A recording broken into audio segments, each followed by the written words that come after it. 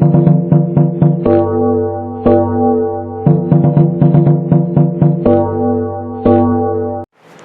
Students, कैसे आप सब? बढ़िया हैं, मजे में हैं। और आई होप कि आपको आज मेरे माइक की आवाज़ बिल्कुल सही से आ रही होगी। पिछले पूरे वीक में माइक में गड़बड़ रही है भाई। पता नहीं क्या प्रॉब्लम आ रही थी माइक में। आई होप कि आज की वीडियो में माइक में आवाज़ आपको बहुत अच्छे से बढ़िया तरीके से आ रही होगी और अब आप अच्छे से चैप्टर को आगे सुन पाओगे। पिछले जो भी टेक्निकल एरर है उसके लिए सॉरी, बट हो जाता है टेक्निकल एरर, कुछ कह नहीं सकते उसके अंदर। कोशिश तो मैंने बहुत की कि ठीक हो जाए, बट हर बार कुछ ना कुछ प्रॉब्लम आ ही रही थी उसके अंदर। इस नए वीक से, नई वीडियो से हम कोशिश करेंगे कि अच्छे से वो आपकी आए। अच्छा, फिर उसके अलावा कुछ स्टूडेंट्स की ये भी शिकायत है कि सर आप अब वीडियो डेली नहीं डाल रहे हैं। ऐसा रीजन है भाई, रीजन ये है कि बच्चों के एग्जाम चले हुए हैं। मोस्टली स्कूल्स में एग्जाम चले हुए हैं, ऑफलाइन या ऑनलाइन। और उस वजह से क्या है कि वो प्रिपरेशन कर रहे हैं एग्जाम के लिए, तो मेरी वीडियोस पर अभी उनका ध्यान थोड़ा कम रहता है। तो मैं भी यही कोशिश करता हूँ कम से कम वीडियो डालूं, ताकि ज्यादा सिलेबस में निकल जाएगा। बच्चों को लेकर इतनी वीडियो हो इकट्ठे, अब देखेंगे कैसे बाद में हम। इसलिए मैं थोड़ा सा गैप दे देता हूँ बीच में, ताकि बच्चे थोड़ी सी प्रिपरेशन जो है एग्जाम की कर सकें। और कोई दिक्कत नहीं है वरना मुझे डालने में। तो जब आपके एग्जाम कंप्लीट हो जाएंगे इस मंथ तक, हम उम्मीद है कि सभी के एग्जाम कंप्लीट हो जाएंगे, तो उसके बाद हम रेगुलरली क्लास डालना स्टार्ट कर देंगे। अभी भी डाल रहा हूँ रेगुलरली में, बट कभी कभी एक दो दिन में बीच में गैप में दे देता हूँ, ताकि बच्चे अपनी एग्जाम की प्रिपरेशन भी अच्छे से कर सकें, फोकस उन पर रहे उसका। ओके, तो चलिए आज हम केमिकल काइनेटिक्स को आगे बढ़ते हैं। और उम्मीद करता हूं कि पिछला जितना आपने सुना होगा जोर लगा के कानों पर, आपको समझ में आ गया होगा। ईयरफोन लगा के तो बेसिकली आपने सुन ही लिया होगा, थोड़ा बहुत आपको सुन गया होगा अच्छे से। इतना कुछ ज्यादा सुनना भी नहीं होता है, बस थोड़ा बहुत बोर्ड पे आपको दिख रहा था सर क्या लिख रहे हैं, और थोड़ा बहुत आपने सुन भी लिया होगा। ठीक है, तो चलिए उस टाइम को खराब नहीं करते हैं और आज हम नेक्स्ट टॉपिक स्टार्ट करते हैं। बहुत इंपॉर्टेंट टॉपिक है अभी आपका, बहुत ही इंपॉर्टेंट टॉपिक है एग्जाम के व्यू से भी, चाहे वो किसी तरह का एग्जाम हो, कंपटीशन एग्जाम हो या बोर्ड एग्जाम हो, सभी व्यू से इस चैप्टर का सबसे इंपॉर्टेंट पार्ट ये आपका होता है। तो उम्मीद करूंगा कि इसको आप बहुत अच्छे से क्लियरली समझोगे और उसके बाद मुझसे आप डाउट्स भी लोगे और कमेंट्स में मुझे बताओगे कि कैसा क्या है, लाइक्स भी करोगे वीडियो को अगर आपको अच्छा लगा हुआ तो। ओके, तो चलिए आज का जो हमारा टॉपिक है भाई, वो है इंटीग्रेटेड रेट इक्वेशन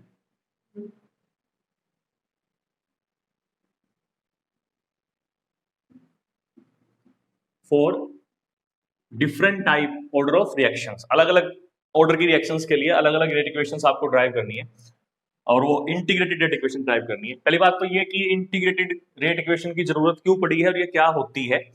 देखिए, मान लीजिए कोई रिएक्शन आपके पास होती थी इस तरह की, इस तरह की कोई रिएक्शन आपके पास होती थी, तो इस रिएक्शन के लिए आप रेट ला क्या लिखते थे? R is equal to k concentration of A raise to power a concentration of B raise to power b. ये जो R आपका है, this is rate of reaction, है ना। और ये किसके इक्वल होता था हमारा? Minus d change in concentration divide by dt।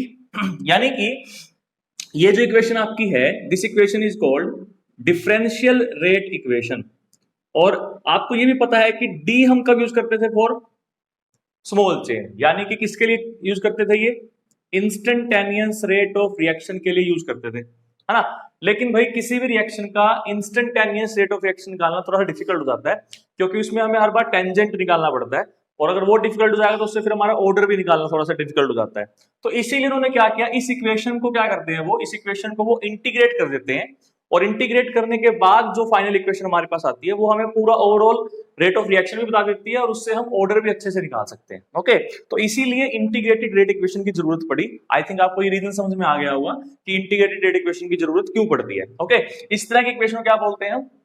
Differential rate equation बोलते हैं। अब हमें इंटीग्रेटेड रेट इक्वेशन निकालनी है। ओके, ये डिफरेंशियल थी, डिफरेंशियल हमें सिर्फ इंस्टेंटेनियस बताती है, ओवरऑल रेट ऑफ रिएक्शन हमें नहीं बता सकती है। इसलिए हम कोशिश करते हैं इंटीग्रेटेड रेट इक्वेशन को निकालने की। ठीक है, तो आई होप कि आपको ये तो समझ में आ गया होगा कि क्या हमें पढ़ना है। तो आज हम स्टार्ट करते हैं इंटीग्रेटेड रेट इक्वेशन। सबसे पहले हम आज स्टार्ट करेंगे जीरो ऑर्डर रिएक्शन के लिए, जो सबसे बेसिक रिएक्शन है जीरो ऑर्डर। हालांकि जीरो ऑर्डर रिएक्शंस बहुत कम होती हैं, बहुत बेसिक सी होती है, लेकिन उसके बावजूद मैं कोशिश करूंगा कि आपको अच्छे से समझा सकूं कि जीरो ऑर्डर रिएक्शन में किस तरह से हम रेट कैलकुलेट कर सकते हैं इस इक्वेशन की हेल्प से। ओके, चलिए इसको साफ कर देता हूं थोड़ा सा, और फिर हम हमारे टॉपिक पर आते हैं।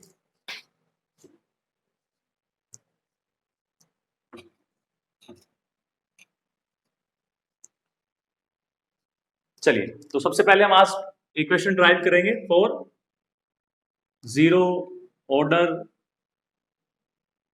रिएक्शन। ओके, सबसे पहले हम ड्राइव किसके लिए करेंगे? जीरो ऑर्डर रिएक्शन के लिए। चलिए जी, करते हैं। एक तो खास बात ये ध्यान में रखिएगा भाई कि जीरो ऑर्डर रिएक्शन जो है बहुत रेयर होती हैं, क्योंकि ये कुछ स्पेशल कंडीशन में ही ऐसी रिएक्शंस हो सकती हैं। जनरली जीरो ऑर्डर रिएक्शंस होती नहीं है, बहुत ही रेयर कंडीशंस में ऐसी रिएक्शंस होती है। खासकर जब हम कोई बायोलॉजिकल जो रिएक्शंस होती है हमारी, वहां पर हम बोल सकते हैं जैसे कोई कैटालिस्ट हम यूज कर रहे हैं, एंजाइम हम यूज कर रहे हैं जिन रिएक्शंस में, एंजाइम हम यूज कर रहे हैं एज ए कैटालिस्ट, वहां ये रिएक्शन हो सकती है हमारी। या कोई हम मेटल सरफेस यूज कर रहे हैं as a catalyst, metal surface, वहां भी हम जीरो ऑर्डर रिएक्शन जो है वो करवा सकते हैं। But mostly zero order reaction बहुत रेयर कंडीशंस में होती है, बहुत स्पेशल कंडीशंस में होती है। हर रिएक्शन को हम जीरो ऑर्डर नहीं बोल सकते हैं। हाँ, अगर एग्जांपल ऐसा होता है जैसे एमोनिया है, इसका जो डिकम्पोजिशन होता है N2+3H2 में, it becomes example of zero order reaction. तो ये एक जीरो ऑर्डर रिएक्शन बन सकती है। यहाँ पर जो आपका रेट होता है that is depend on the concentration of NH3, but power कितनी होती है? जीरो होती है। ओके, तो ये आपका एग्जाम्पल बनता है जीरो ऑर्डर रिएक्शन का। क्लियर? अब डेरिवेशन कैसे करना है, अब मैं उस पर आता हूं आपके।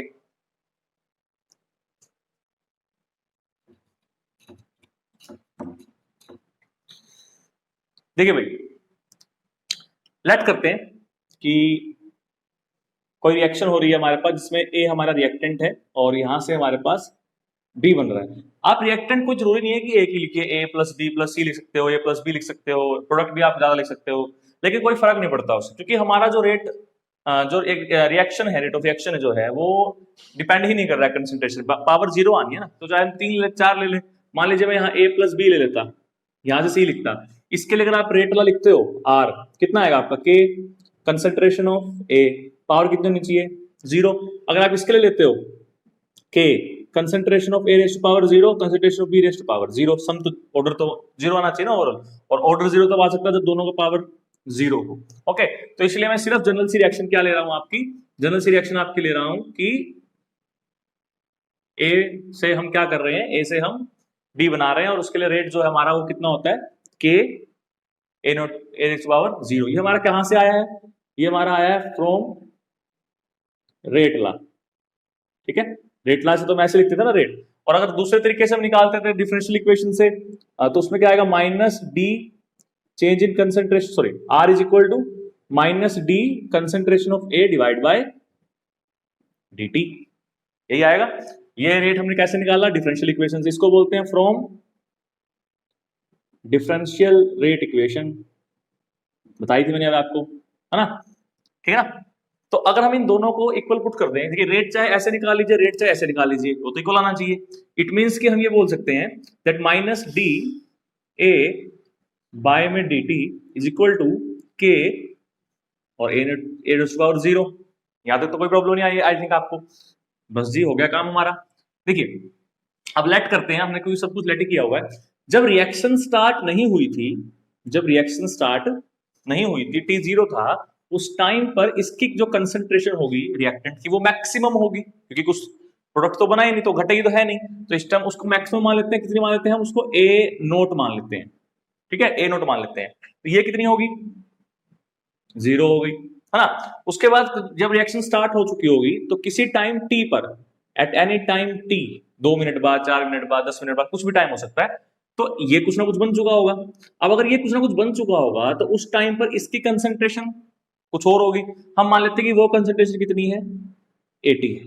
ठीक है, देखिए मैं यहाँ पर B की कंसंट्रेशन में इन्वॉल्व नहीं कर रहा हूँ। क्यों नहीं कर रहा हूँ? क्योंकि हम पूरी रेट इक्वेशन में एक A पे डिपेंड करवा रहे हैं, तो हमें इसकी जरूरत फिलहाल नहीं है। ठीक है, तो यहां इसकी कुछ ना कुछ कंसंट्रेशन बच गई होगी, दैट इज हमने मान ली 80 at any time t। Okay, चलिए जी, अब करते हैं थोड़ा सा इसको। देखिए, किसी नंबर की पावर जीरो क्या होती है? 1, तो यहां सिर्फ कितना बचेगा? k। तो हमारे पास क्या बचा? हमारे पास बचा माइनस डी ए बाय में dt is equal to k। Okay, अब dt को इधर ले आइए आप, थोड़ी सी रिअरेंजमेंट करनी है बस हमें। तो ये हो जाएगा minus d of a equal to k dt। Okay, थोड़ा बहुत आपने फिजिक्स में इंटीग्रेशन सीखा होगा, +1 के अंदर भी और +2 के अंदर भी आई थिंक, और अभी मैथमेटिक्स में भी शायद आपके इंटीग्रेशन अगर कोई को भी करवा दिया हो टीचर्स ने आपके मैथमेटिक्स में, बट उसके बावजूद आप समझ सकते हैं, वो तो आसान सा ही होता है। देखिए, इंटीग्रेशन साइन लगाइए आप, ये होता है माइनस डी ए और यहाँ हो जाएगा के और dt। ओके, लिमिट्स पुट कीजिए भाई। देखिए दो तरीके हो सकते हैं, तो आप लिमिट मत पुट कीजिए इंटीग्रेशन की। अगर आप लिमिट पुट नहीं करते हो तो यहाँ आप सीधा कांस्टेंट c लिखोगे। ओके, लेकिन अगर आप लिमिट पुट करते हो तब आपको यहाँ कांस्टेंट लिखने की जरूरत नहीं पड़ती है। ये बात क्लियर हो गई। चलिए, अगर आप यूनिट नहीं लिख रहे हो तो आप यहाँ कांस्टेंट लिखोगे, अगर यूनिट लिख रहे हो, लिमिट लिख रहे हो आप इसकी, तो कांस्टेंट लिखने की जरूरत आपको नहीं है। तो यहाँ पर लिमिट पुट कीजिए। देखिए भाई, जब टाइम t 0 था और फाइनल टाइम कितना हो सकता है, कुछ भी हो सकता है t, यानी टाइम 0, रिएक्शन स्टार्ट होने से पहले और जब तक रिएक्शन हो रही है उसके बीच में कहीं भी हम रेट निकाल सकते हैं। तो लिमिट 0 से t हो गई। जब लिमिट 0 थी तो उस टाइम a की कंसिडरेशन कितनी मान रहे हैं हम, a नोट, और जब लिमिट हो गई हमारी, टाइम हमारा t हो गया, तो कंसिडरेशन कितनी रह गई थी, 80। तो ये हमने लिमिट पुट कर दी। अब तो सिर्फ इंडिकेशन रह गया। अब मैं आ रहा हूं इस तरफ भाई, तो यार इस तरफ कर देते हैं अभी तो। तो यहां से कितना बचेगा, देखिए यहां से आपके पास क्या बचेगा, यहां से आपके पास बचेगा, माइनस तो बाहर है ना, अंदर बचेगा a, और इसकी लिमिट पुट करनी है हमें a नोट से 80 तक। इसी तरह यहां पर हम क्या करेंगे, k तो कांस्टेंट है, बाहर आ जाएगा, ये यहां से हम कैंसिल हो गया, मान लेते हैं ऐसा, तो t बच गया। तो t की लिमिट भी 0 से t आ गई, है ना। अब पुट कीजिए लिमिट, तो माइनस पहले अपर लिमिट फिर लोअर लिमिट, ये आएगी इक्वल टू, इसी तरह उस तरफ भी upper limit t, lower limit 0। तो यहां से अगर माइनस को हम अंदर लेते हैं तो ये हमारे पास बनता है a नोट माइनस का 80 इज इक्वल टू kt। तो यहां से हमने k निकाल दिया, and k is becomes equal to a naught minus 80 divide by t, and this is the integrated rate equation, जहां पर हम रेट कांस्टेंट निकालते हैं। और हमने आपको पहले ही बताया था कि किसी रिएक्शन के लिए अगर हम रेट कांस्टेंट निकाल देते हैं तो उससे रेट ऑफ रिएक्शन निकालना हमारे लिए बहुत ज्यादा इजी हो जाएगा। क्यों हो जाएगा, ध्यान से देखिए, रेट ऑफ रिएक्शन हमारा किसके इक्वल है, k इंटू में पावर 0, तो ये तो 1 हो गया, या तो कुछ बचा ही नहीं। तो r हमारा किसके इक्वल है, k के इक्वल है। तो अगर आप k निकाल देते हो, अगर आप k निकाल देते हो तो r तो अपने आप निकल गया, है ना। इसीलिए हमने क्या निकाला है, इसीलिए हमने k को कैलकुलेट किया है। If we put the value of k in this equation we can get the rate of reaction for any zero order reaction. Okay, तो आई थिंक आपको डेरिवेशन समझ में आ गया होगा अच्छे से, कोई ज्यादा मुश्किल डेरिवेशन नहीं है। एक दो बार प्रैक्टिस करोगे तो अच्छे से आ जाएगा, बिना प्रैक्टिस तो नहीं आएगा भाई। अगर सिर्फ याद करोगे, मेमोराइज करोगे तो नहीं आएगा, रट्टा नहीं मारोगे, रट्टा मारोगे तो नहीं आएगा, समझ के करोगे एक स्टेप को तो आपको बहुत ईजी लगेगा। ठीक है, चलिए इसमें थोड़ा सा आपको और बताते हैं, बताने के लिए अपने पास बहुत कुछ है भैया।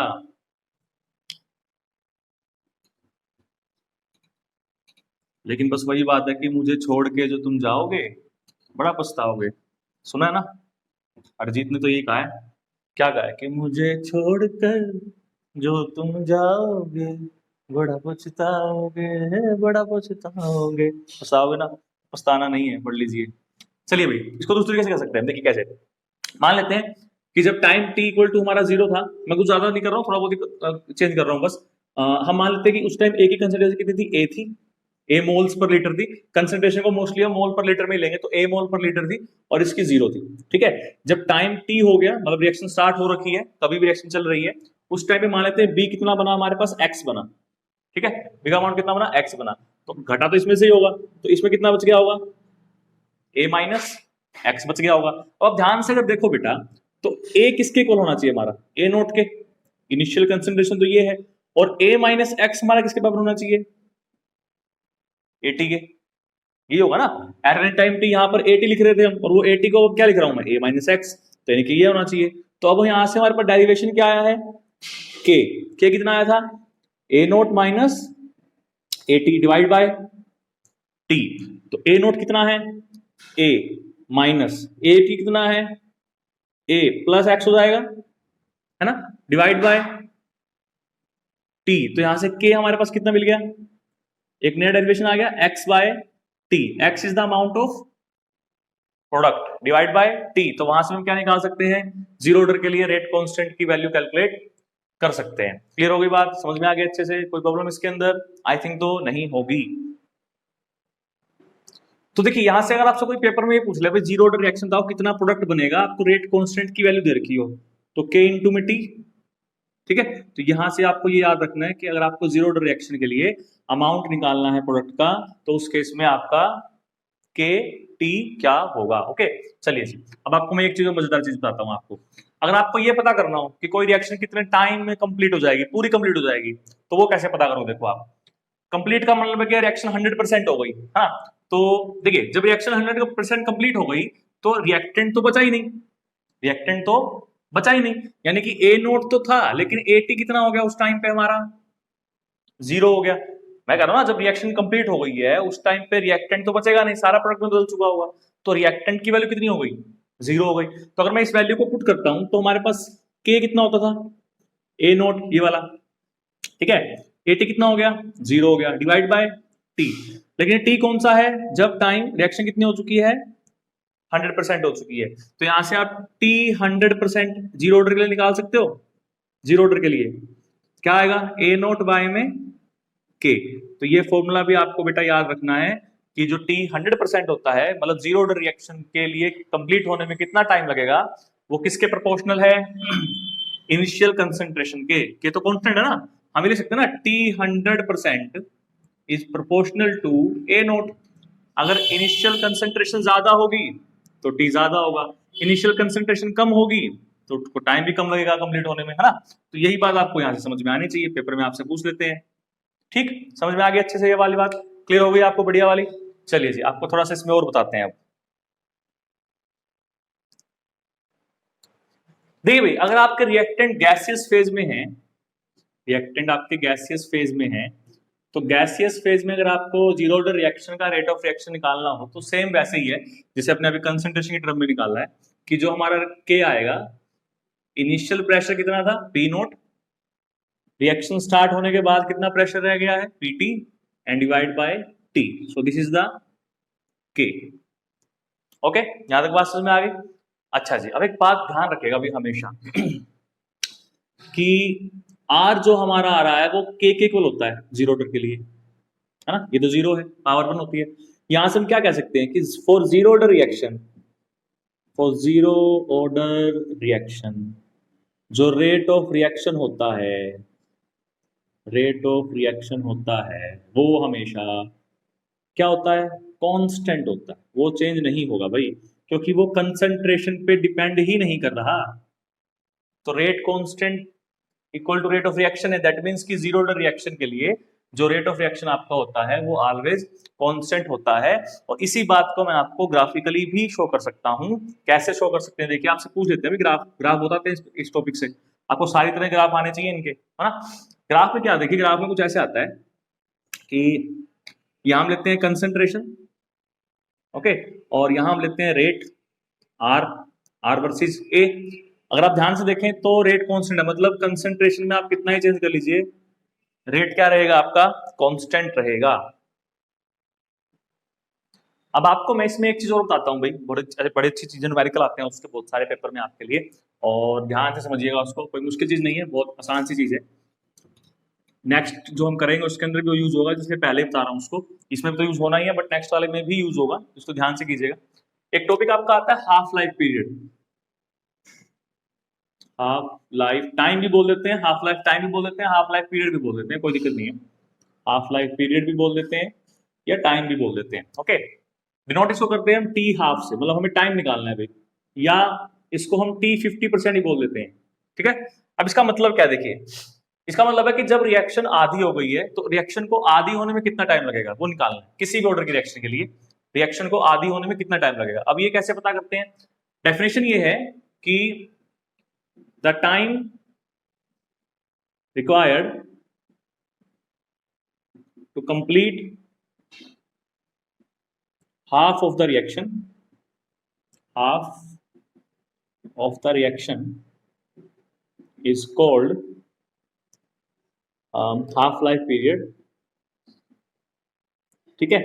अब इसमें पता कैसे करेंगे कि हाफ लाइफ पीरियड है कि नहीं है, half life period, sorry half life period, अब इसका पता कैसे करेंगे कि हाफ लाइफ पीरियड है कि नहीं है भाई, जब टाइम, देखिए उस टाइम को हम उस टाइम को हम कहेंगे कि वो हाफ लाइफ पीरियड है जब आपके रिएक्टेंट की जो कंसंट्रेशन है, रिएक्टेंट कंसंट्रेशन जो आपकी है वो कितनी रह जाए, आपकी आधी रह जाए, रिमेन्स हाफ, ठीक है। तो यहां से हम ये कह रहे हैं हमें टाइम नहीं, टाइम कब आधा लगा है। आप कई बच्चे क्या गलती करते हैं, जैसे मैं आपसे कहता हूं कि बेटा कोई रिएक्शन 20 मिनट में हुई है, तो अगर कोई रिएक्शन अगर 20 मिनट में हुई है तो उसका आधा टाइम कितना होगा, बच्चे कहेंगे सर 10 मिनट, नहीं गलत है, मैंने आपसे पूछा कि बेटा कोई रिएक्शन 20 मिनट में कंप्लीट हो गई तो उसका आधा टाइम कितना होगा, हाफ लाइफ पीरियड कितना होगा, बचेंगे 10 मिनट। नहीं बेटा 10 मिनट नहीं हो सकता, है ना, हो सकता है 10 मिनट भी हो, बट सही तरीका जो आप कर रहे हो आप 20 का आधा कर रहे हो, वो गलत है, 20 का आधा नहीं कर सकते आप। अब उसका हाफ लाइफ कैसे बताओगे, आप ये चेक कीजिए कि उस रिएक्शन को भी कंप्लीट होने में 20 मिनट लगे हैं, लेकिन उस रिएक्शन में रिएक्टेंट आधा कब रह गया था, आधा आधा आधा यूज हो चुका है, आधा कब रह गया, तो ऐसे लीजिए आधा कब रह गया, या ऐसे लीजिए कि आधा कब यूज हो गया, आधा आधे रिएक्टेंट को यूज होने में कितना टाइम लगा है, उसको बोलते हैं उसका हाफ लाइफ पीरियड। ये सबसे आसान डेफिनेशन में आपको बता दी कि किसी भी रिएक्शन में रिएक्टेंट को आधा यूज होने में कितना टाइम लगा है, आधा यूज होने में कितना टाइम लगा है, उसको बोलते हैं उसका हाफ लाइफ पीरियड। हो सकता है कि रिएक्शन 20 मिनट में कंप्लीट हुई है, लेकिन रिएक्टेंट आधा यूज होने में ही 12 मिनट लग गए हो, बाकी की 8 मिनट में बाकी सारा यूज हो गया हो, है ना। तो ऐसा कोई जरूरी नहीं है कि अगर पूरी रिएक्शन कंप्लीट होने में 20 मिनट लगे तो आधा टाइम 10 मिनट ही होगा, टाइम कुछ भी हो सकता है।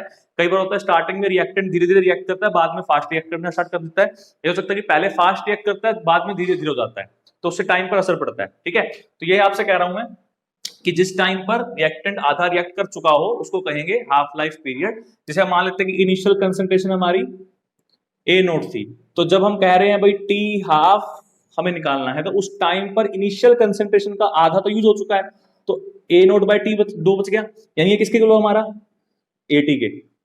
यही हुआ ना, एटी क्या होता था कि आफ्टर टाइम टी कितनी कंसंट्रेशन बची हुई है, तो हाफ लाइफ पीरियड पे तो आधी यूज हो चुकी है इसमें से, तो आधी बच गई इसकी, इनिशियल की आधी बच गई, तो वो किसके किलो होनी चाहिए हमारी, वो हमारी एटी की किलो होनी चाहिए, है ना।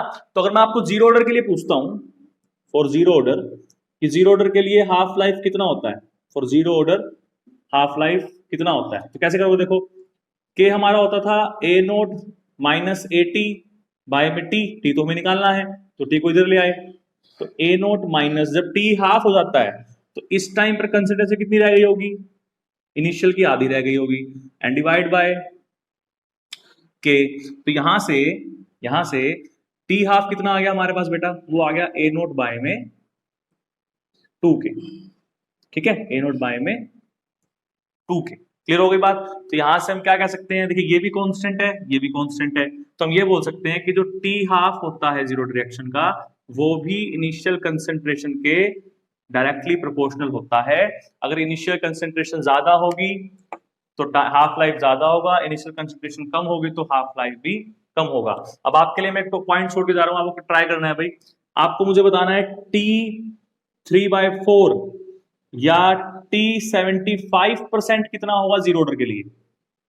आई थिंक अगर आपको ये समझ में आ गया है वन बाय टू का क्या मतलब है, या टी 50% का क्या मतलब है, इसको टी 50 बोल सकते हैं, तो आप ये आसानी से निकाल दोगे। 75% क्या मतलब, 75% कंप्लीट हो चुकी है, तो बची कितनी होगी इनिशियल कंसिडरेशन की, ए नोट बाय 4 बच गई होगी भाई, 3 ए नोट बाय 4 तो यूज हो चुकी है, तो ए नोट बाय 4 बच गई होगी, तो बस आपको 80 की जगह ये पुट करना है। एक आप कमाल की चीज देखो, देखो जब आप टी हाफ निकाल रहे हो तो यहाँ 1/2 इंटू में ए नोट बाय के आ रहा है, ये आ रहा है ना, 1/2 ए नोट बाय के, लेकिन जब आप टी 3/4 निकालोगे ना तो उसका आंसर आएगा 3/4 ए नोट के। जो कितनी मजेदार बात है कि अगर आपको टी 3/4 निकालना है तो टी 3/4 से मल्टीप्लाई कर लीजिए, 1/2 निकालना है तो 1/2 से ही मल्टीप्लाई कर लीजिए। ये बात समझ में आ गई। तो ये आपका हो गया half life period for zero order reaction. अब इसमें एक दो टॉपिक हो रहेगा छोटे छोटे से हाफ लाइफ जीरो ऑर्डर के लिए, फिर हमारा आज का टॉपिक जो है कंप्लीट हो जाएगा। क्लियर। देखिए भैया, अगर हम हमारी इक्वेशन को थोड़ा सा रीअरेंज करें, हमारी इक्वेशन थी के T is equal to A naught minus A T, तो यहां से अगर मैं थोड़ा सा रीअरेंज इसको करता हूं तो रीअरेंज करने पर हम ये निकाल सकते हैं कि जो हमारा ए टी आएगा that is equal to minus K T and plus A naught, यही आएगा, है ना। अच्छा जी, देखिए इसके बीच में और इसके बीच में टाइम चेंज हो रहा है तो कंसंट्रेशन भी चेंज हो रही है, नॉर्मल सी बात है ना। तो अगर हम टाइम और कंसंट्रेशन के बीच में ग्राफ ड्रा करें जीरो ऑर्डर के लिए, this is a straight line equation, ठीक है, ये हमारा y हो गया, ये हमारा c हो गया, ये हमारा mx हो गया, है ना। तो y is equal to mx plus c, this is straight line equation, and जो m है दैट इज माइनस, तो स्लोप नीचे की तरफ आएगी। ध्यान से देखिए, मैंने पहले बता चुका बात आपको कि m अगर नेगेटिव है तो लाइन ऐसे आती है, अगर m आपका पॉजिटिव है तो लाइन ऐसे आती है, और अगर m आपका जीरो है तो ओरिजिन स्टेट स्टार्ट होती है, ठीक है, ओरिजिन स्टार्ट होती है। क्लियर हो गया। तो यहां पर नेगेटिव है तो ग्राफ ऐसे आएगा आपको, देखिए ये आपका ग्राफ आ गया, ठीक है। स्लोप कितनी है इसमें, स्लोप आपकी है माइनस के। तो एक ग्राफ आपका ये हो गया। ऐसे एक ग्राफ आपसे और पूछ सकते हैं पेपर के अंदर, एक ग्राफ और क्या पूछ सकते हैं आपसे, आपने देखा भी था अभी कि यहां हम लेते हैं ए नोट, यहां हम लेते हैं हाफ लाइफ टाइम, अभी देखा था आपने कि डायरेक्टली प्रोपोर्शनल होता है। और अगर मैं ध्यान से दिखाऊं आपको तो वो इस तरह से था, देखिए T naught equal to 1/2 A naught by में के। इट मीन्स कि यहाँ पर ये वाई एक्स हो गया, ये वाई हो गया, सी हमारा जीरो हो गया, सी हमारा जीरो हो गया, और ये स्लोप हो गई, है ना। तो ग्राफ कैसा आएगा हमारा, एम कितना है हमारा 1/2 के, पॉजिटिव ग्राफ है ना, पॉजिटिव ग्राफ है तो ग्राफ कैसा आना चाहिए हमारा, क्योंकि इंटरसेप्ट जीरो है तो वो यहां से स्टार्ट होगा, ठीक है। और स्लोप कितनी होगी हमारी 1/2 के।